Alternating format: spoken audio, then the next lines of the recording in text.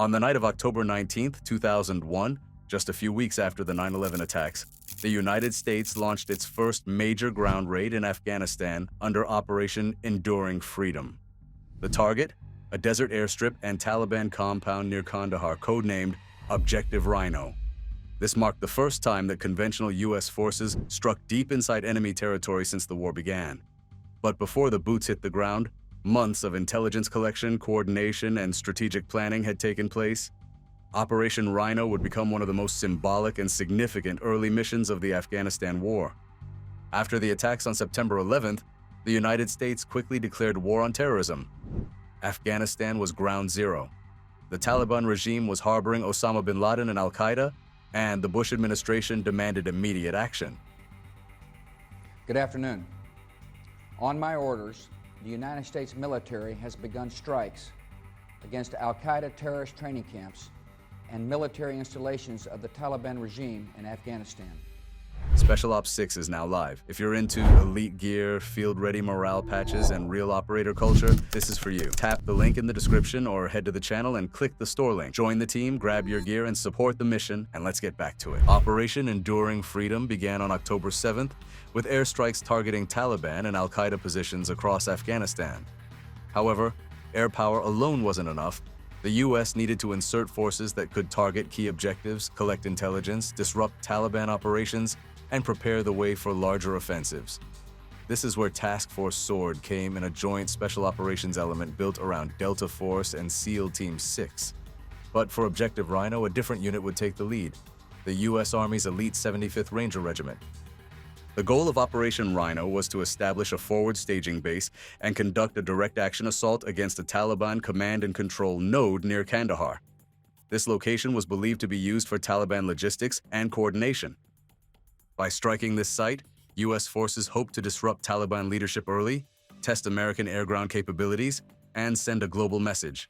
U.S. forces could strike anywhere. A second, equally important objective was psychological. The strike was meant to demonstrate resolve to America, to the Taliban, and to future allies in the region. It would also pave the way for follow-on forces, including the establishment of FOB Rhino, the first American base in Afghanistan. The 3rd Battalion, 75th Ranger Regiment, was selected to carry out the ground assault. Their mission would be supported by air assets including MC-130 combat Talon transports, AC-130 Spectre gunships, F-14 and FA-18 strike aircraft, and unmanned aerial vehicles. The CIA and JSOC had already scouted the area. Now, the Rangers would hit it hard. The plan called for a daring low-level flight from Pakistan to the desert southwest of Kandahar, roughly 100 miles behind enemy lines. The MC-130S would fly nap of the earth to avoid radar detection. Once over the landing zone, the Rangers would parachute in, secure the airstrip, and then assault nearby Taliban facilities. At approximately 1 a.m. local time on October 19th, 4 MC-130s roared through the pitch-black Afghan skies. On board were over 200 Rangers, tightly packed and prepared for a high-speed parachute drop. The air was thin, the terrain mountainous, and the stakes impossibly high. Many of the young Rangers had never seen combat, but they were about to make history. As they neared Objective Rhino, the aircraft dropped to 800 feet. Doors opened, red lights turned green, and one by one, Rangers hurled themselves into the darkness, descending into the heart of Taliban territory. The drop was fast and brutal. Wind speeds and desert conditions created chaos on the ground. Some Rangers landed far from the intended zone. Equipment bags scattered, but the unit regrouped quickly.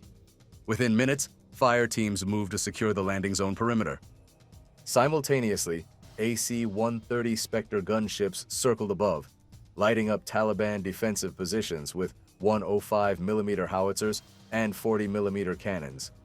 Explosions ripped through the night sky as Rangers pushed forward under cover of fire. Their objective was a series of mud-walled compounds believed to house Taliban fighters, equipment, and communications gear. The fighting was short, but intense. Taliban fighters had fled the area after initial bombing runs in previous days, but there were pockets of resistance. Rangers swept through the compound methodically, clearing buildings, seizing intel, and securing weapons caches. By dawn, the objective was firmly under American control. The Rangers had suffered no casualties, and the area was deemed secure for further use. Engineers began preparing the airstrip for future operations. The psychological impact was immediate. Taliban fighters in Kandahar and beyond now knew that American troops were on the ground and operating with impunity. In the coming days, Objective Rhino would evolve into Forward Operating Base Rhino. U.S. Marines from the 15th Marine Expeditionary Unit would deploy there by helicopter, creating the first large-scale American military presence in Afghanistan. The site became a crucial hub for operations in southern Afghanistan. More importantly, Operation Rhino proved the viability of rapid deep strike operations using airborne troops and special operations support. It also marked the beginning of a sustained campaign of U.S. dominance in the region, one that would stretch on for years. October 19, 2001. As darkness fell over Afghanistan, the target of America's first major ground operation in the global war on terror loomed beneath the rotors of incoming MH-47 Chinook helicopters. The objective? A Taliban-controlled airstrip southwest of Kandahar known as Objective Rhino. Located deep inside enemy territory, it was more than just a strip of tarmac. It was believed to serve as a staging ground and logistics point for Taliban and al-Qaeda fighters, some of whom may have had direct links to Osama bin Laden. Aboard the Chinooks were men of the 3rd Battalion, 75th Ranger Regiment. Elite light infantry trained for rapid assaults and direct action, these Rangers had rehearsed this operation over and over. They would be the tip of the spear, the first major conventional ground force to step foot into Taliban-held territory in the new war. And they were not alone. Overhead, AC-130 gunships and F-14 Tomcats from the USS Carl Vinson provided air cover, while Night Stalkers from the 160 SOAR flew low and fast in blackout conditions. The assault was timed to perfection. The Rangers' arrival would coincide with a punishing aerial bombardment to soften the defenses around the airstrip. Just before the Chinooks entered the final approach, a B-2 Spirit bomber, having flown a 44-hour round-trip mission from Whiteman Air Force Base in Missouri, dropped precision-guided JDAM bombs to suppress anti-aircraft positions and destroy Taliban fortifications near the perimeter. The Rangers, divided into 2 companies, had distinct roles.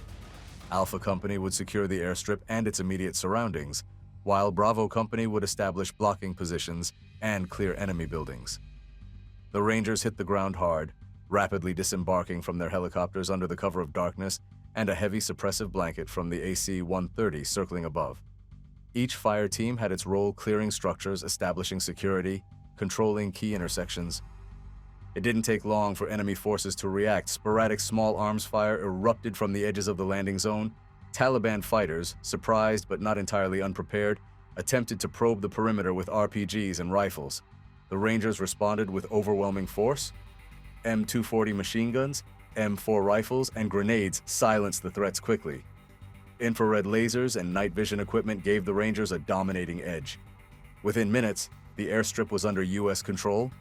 Behind the frontline Rangers, combat controllers and Pathfinder elements began setting up equipment to prepare the site for follow-on operations.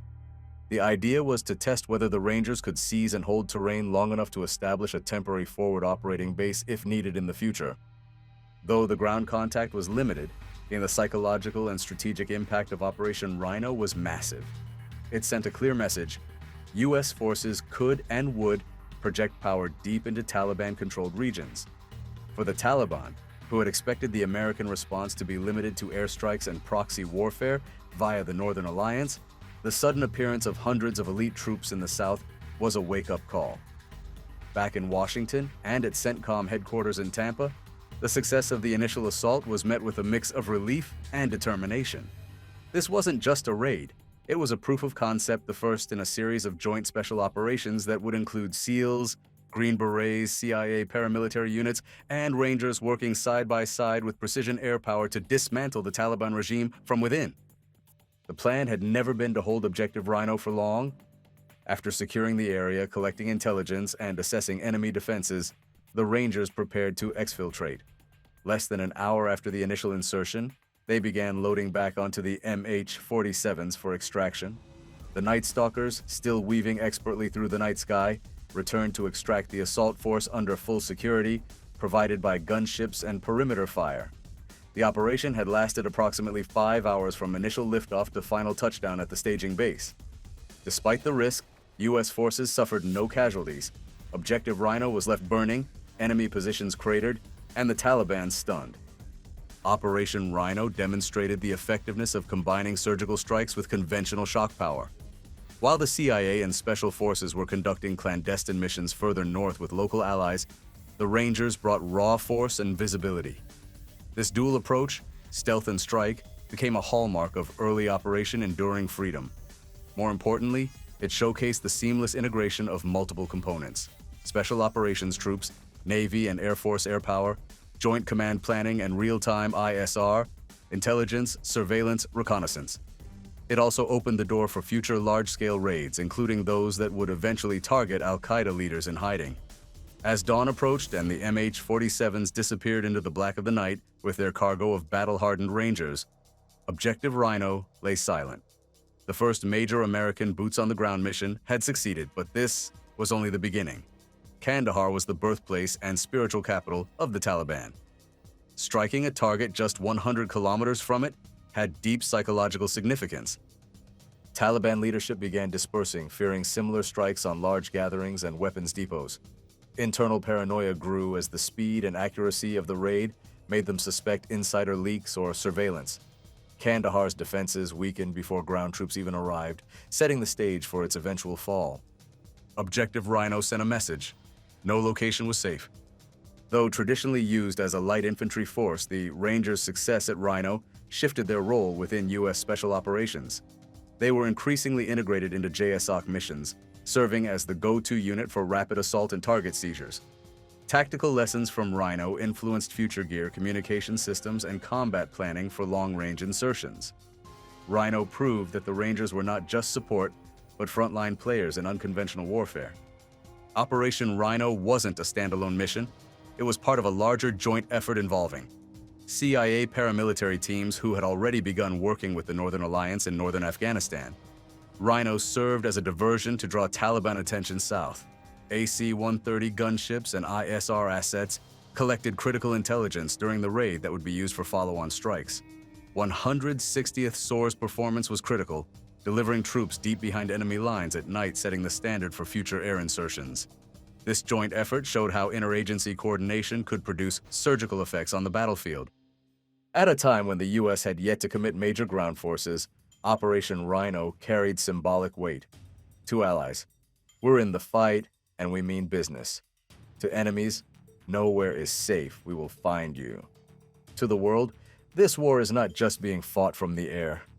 The mission helped shift public and international perception, proving that boots were indeed on the ground. Operation Rhino shaped the next phase of the war. It proved small, fast forces with air support could conduct high-risk missions deep in enemy territory. Special Operations Forces, SOF, could lead the ground campaign with conventional forces providing broader support. JSOC learned to refine coordination between elite units and agencies like the CIA.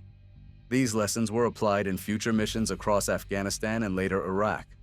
Rhino was the proof of concept for the modern era of joint special operations. Though it lasted just hours, Rhino's impact was long-lasting. It was the first U.S. ground operation of the war, setting the tone for aggressive, targeted raids. It validated the Ranger Regiment's expanded role within Tier 1 operations. It was a blueprint for future missions, including high-profile ones like Operation Neptune Spear, the raid that killed Osama bin Laden. Objective Rhino became part of the foundational doctrine of modern special operations warfare. Operation Rhino was more than a daring nighttime raid. It was the start of a new kind of warfare, joint, fast, and lethal. It showed that the U.S. could strike with surgical precision anywhere in the world, using elite operators, stealthy aircraft, and coordinated intelligence. The ripple effects of Rhino are still felt today. It wasn't the end of something, but the beginning.